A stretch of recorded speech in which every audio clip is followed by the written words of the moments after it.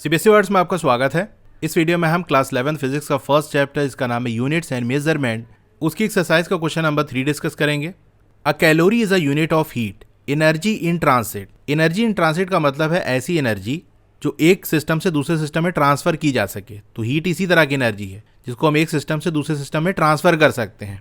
ऐसी भी एनर्जी होती है जिसको हम ट्रांसिट नहीं कर सकते, ट्रांसफर नहीं कर सकते, जैसा कि आपके पोटेंशियल एनर्जी हो गया, ये सिस्टम के अंदर रहती है। काइनेटिक एनर्जी हो गया यानी एनर्जी ऑफ मोशन, ये भी सिस्टम के अंदर रहती है। ठीक है, इसकी डिटेल आपको आगे आएगी। अभी सिंपल आप इतना याद रखो कि कैलोरी क्या है, हीट की यूनिट है और हीट एक तरह की एनर्जी है। And it is equal about 4.2 joule. 4.2 joule के बराबर है यानी 1 कैलोरी की वैल्यू, और 1 जूल आपको दे दिया है 1 kg मीटर स्क्वायर पर second square.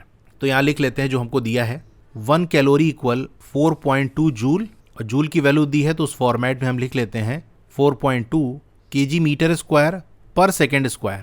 Suppose you imply a system of unit in which the unit of mass equals alpha kg, the unit of length equal beta meter, the unit of time equal gamma second. अब मान लो हम कोई system of unit employ करते हैं यानी उसका use करते हैं जहां पर मास, लेंथ और टाइम की यूनिट आपके केजी, मीटर और सेकंड के फॉर्म में दी है। क्या करना है, show that a calorie has a magnitude of 4.2 alpha inverse beta की power -2 gamma square in terms of new units. तो ये जो नई वाली यूनिट है जिसका हमने यूज किया है उस फॉर्म में आपके कैलोरी की वैल्यू लिखनी है, यानी उसका सिर्फ मैग्नीट्यूड लिखना है। ये आपको शो करके दिखाना है कि ये वैल्यू आएगी। अब इस क्वेश्चन को करने के लिए उस फॉर्मूले का यूज करेंगे जिसको मैंने आपको पढ़ाया है। एक वीडियो भी मैंने अपलोड की थी ना कुछ दिन पहले, जहां यूनिट कन्वर्जन पढ़ाया था, तो उसके अंदर एक फॉर्मूला बताया था, उस फॉर्मूले का यूज होगा यहाँ पर। अगर वो वीडियो आपने नहीं देखी, डिस्क्रिप्शन में मैं लिंक दे दूंगा, वहां से देख सकते हो। उसके अंदर मैंने सिर्फ फॉर्मूला नहीं बताया था, वो फॉर्मूला कहाँ से आया वो भी बताया था। तो अगर वो पार्ट आप समझ गए हो कि ये फॉर्मूला हमने कैसे बनाया, तो उस कॉन्सेप्ट का यूज करके इस क्वेश्चन को हम बड़ी आसानी से कर सकते हैं, यानी बिना पेन उठाए भी कर सकते हैं। अब एक्सप्लेन करने के लिए तो मुझे पेन यूज करना पड़ेगा, लेकिन एक बार सीख जाओगे तो आपको खुद ही समझ में आएगा कि अरे इसके लिए तो मुझे पेन उठाने की भी जरूरत नहीं है। तो एक तो इस तरीके से कर लेंगे, दूसरा जो फॉर्मूला आपको मैंने सिखाया है उसका यूज कर लेंगे। तो पहले ही समझे कि है क्या, क्या पूछ रहा है, क्या दिया है। अब मान लो हमसे कह दिया कि 1 kg है, इसको आप ग्राम्स में बदलो, क्या वैल्यू आएगी, यानी इसको ग्राम्स के फॉर्म में लिखो। तो 1 kg इक्वल, अभी हमको नहीं पता कितना ग्राम होता है, कोई नंबर होगा तो चलो n मान लेते हैं, n ग्राम्स, कि 1 kg इक्वल है n ग्राम्स के। तो 1 ग्राम इक्वल क्या हो जाएगा, 1/n kg। ये हो जाएगा कि नहीं हो जाएगा। अब n की वैल्यू तो वैसे आपको पता है कि 1 kg इक्वल कितना होता है, 1000 ग्राम के। तो इसकी जगह आप वैल्यू रख दोगे तो 1/1000 यानी 10⁻³ kg होता है। अब इसी कॉन्सेप्ट का यूज करेंगे जो हमको क्वेश्चन में दिया है उसको सॉल्व करने के लिए। तो कह रहा है नई वाली जो यूनिट है उसके अंदर मास की यूनिट इक्वल है अल्फा kg के, यानी वो नई यूनिट कुछ होगी, उसको हम चलो u मान लेते हैं। मास की यूनिट है तो चलो um लिख देते हैं। ठीक है, ये नई वाली यूनिट है। जैसे एक kg वाली यूनिट है ना, इसको हमने ग्राम से बदला, वैसे नई वाली जो यूनिट है उसके फॉर्मेट में हम रिलेशन बनाए तो क्या होगा, तो um इक्वल हो जाएगा, क्या दिया हुआ है हमको कि यूनिट ऑफ मास इक्वल है अल्फा kg के, तो अल्फा kg हो गया। अब देखो यहाँ पर जो हमको वैल्यू दी है वो kg में दी है, नई वाली यूनिट के में कन्वर्ट करना है, फिर जो मैग्नीट्यूड है वो आपको शो करना है कि हाँ इसके बराबर है जो दिया है वैल्यू, यानी इस kg को हमको नई वाली यूनिट के फॉर्म में बदलना है। तो हम क्या करेंगे, ये अल्फा इधर चला जाएगा कि नहीं चला जाएगा, तो 1 kg की वैल्यू क्या हो जाएगी, um/अल्फा। ये अल्फा अगर ऊपर ले जाएंगे तो हो जाएगा अल्फा इनवर्स um। तो 1 kg की जगह अल्फा इनवर्स um हम रख सकते हैं। इसी तरह हमको लेंथ की दी है 1 मीटर इक्वल क्या हो जाएगा, यहाँ देखो बीटा मीटर दिया है तो ये बीटा इनवर्स u, और लेंथ की यूनिट है तो चलो इसको ul मान लेते हैं। इसी तरीके से आपको टाइम का दिया हुआ है तो 1 सेकेंड इक्वल क्या दिया है, गामा सेकेंड्स, तो गामा इनवर्स u, टाइम का है तो ut मान लेते हैं। अब इन सब को मिला लें हम, तो हमको किसको कन्वर्ट करना है, kg मीटर स्क्वायर पर सेकेंड स्क्वायर। ये मैं यहाँ लिख देता हूँ kg मीटर स्क्वायर पर सेकेंड स्क्वायर। तो kg को हमको नई वैल्यू यूनिट में फॉर्मेट में बदलना है तो अल्फा इनवर्स um हमने लिख दिया।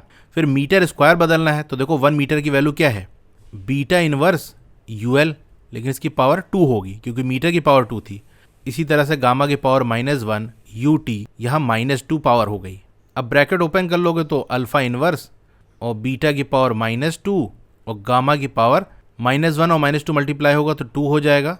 बाकी इसकी जो यूनिट है साथ में लग जाएगी um, ul, ut। हमको यूनिट से मतलब नहीं है, हमको तो मैग्नीट्यूड सिर्फ लिखना है। तो देखो ये फॉर्म में आ जाएगा। ये तो हमने 1 kg मीटर स्क्वायर पर सेकेंड स्क्वायर के फॉर्म में लिखा है, हमें 4.2 भी लिखना है तो ये 4.2 से मल्टीप्लाई हो जाएगा, तो ये आ जाएगी 4.2 अल्फा इनवर्स बीटा की पावर -2 गामा स्क्वायर।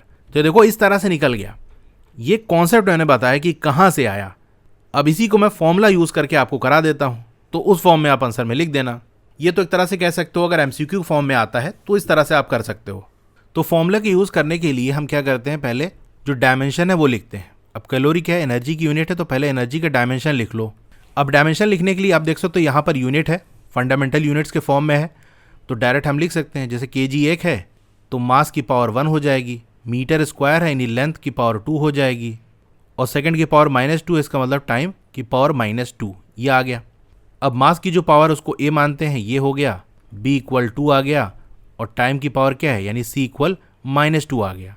अब फॉर्मूला लगाएंगे जो मैंने आपको सिखाया है, n2 = n1 m1/m2 इसकी पावर a, L1/L2 की पावर b, T1/T2 की पावर c। अब ये m1, L1 और T1 क्या है, इसके अंदर हम मास, लेंथ और टाइम की वो यूनिट पुट करेंगे जो हमको दिया है, यानी 1 वाला वो है जो दिया है, और 2 वाला जिसमें हमको बदलना है। अब n2 क्या है, न्यूमेरिकल वैल्यू है जो यूनिट दी है उसकी। देखो ये क्या है, नंबर क्या लिखा हुआ है 4.2 ना, तो 4.2 लिख दिया। m1 क्या बताया था, जो जिस फॉर्म में यूनिट हमको दी है। मास की क्या है, kg है, तो ये हमने 1 kg लिख दिया, अपॉन जिस यूनिट में बदलना है वहाँ पर मास की वैल्यू क्या है, इक्वल, देखो ये अल्फ़ा kg है, तो बस यहाँ पर अल्फ़ा kg लिख लेंगे। a की वैल्यू तो हमारी 1 है। इसी तरह लेंथ की आप देखो, जो हमको दिया है वो मीटर्स में है, यानी 1 मीटर, अपॉन जिसमें कन्वर्ट करना है वहाँ पर मीटर इक्वल है, यानी वहाँ पर लेंथ की जो यूनिट है वो इक्वल है बीटा मीटर के, और b की वैल्यू 2 है तो पावर 2 लगा दिया। इसी तरह टाइम का 1 सेकेंड, अपॉन जिसमें बदलना है वो गामा सेकेंड्स, पावर -2। बस अब सॉल्व कर लो, 4.2 आ जाएगा, kg से kg चला गया, यहाँ से मीटर चला गया, सेकंड से सेकंड चला गया, अल्फ़ा ऊपर जाएगा तो ये अल्फ़ा इन्वर्स हो जाएगा, बीटा ऊपर जाएगा तो बीटा की पावर -2 हो जाएगा, गामा ऊपर जाएगा तो पावर माइनस है तो पॉजिटिव हो जाएगी, यानी गामा की पावर 2। तो देखो ये आ गया कि नहीं। अब एक लाइन आप लिख देना लास्ट में, this shows that a calorie has a magnitude of 4.2 alpha की पावर -1 बीटा की पावर -2 और गामा का square in terms of new units. ये हमने जो लास्ट स्टेटमेंट था उसी से कॉपी कर लिया, यही शो करना था तो हमने देख लिया, ये देखो हमने शो कर दिया, ये वैल्यू आ गई। तो फॉर्मूला लगा के आप बड़ी आसानी से कर सकते हो। अगर आपको बहुत ज़्यादा दिमाग नहीं लगाना है तो फॉर्मूले के अंदर पुट करो, वैल्यू आंसर आ जाएगा। इससे पहले वाला जो मेथड बताया था वो MCQ के लिए बेस्ट रहेगा। अगर समझ गए हो तो उससे आप डायरेक्ट कर ले जाओगे। और भी वीडियोस देखनी है तो डिस्क्रिप्शन में आपको लिंक मिल जाएगा, वहाँ से देख सकते हो। Okay, thank you.